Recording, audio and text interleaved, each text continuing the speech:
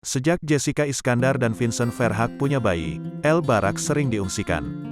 Pasangan selebritas Jessica Iskandar dan Vincent Verhaeghe tengah menikmati statusnya sebagai orang tua, usai dikaruniai bayi laki-laki.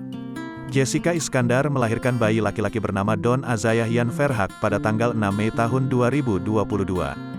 Vincent Verhaeghe mengatakan ia dan Jessica Iskandar berusaha untuk bekerja sama selama sebulan ini mengurusi bayi mereka.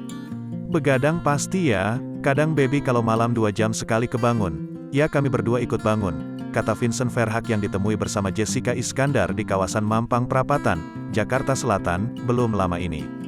"Kalau pagi sampai sore baby ramai yang jagain.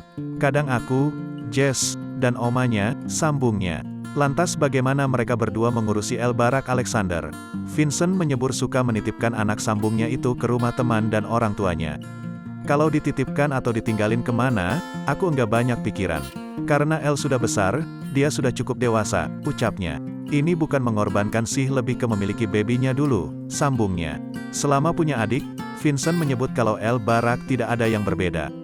Ia tak cemburuan karena orang tuanya mencurahkan kasih sayang lebih banyak kepada bayinya.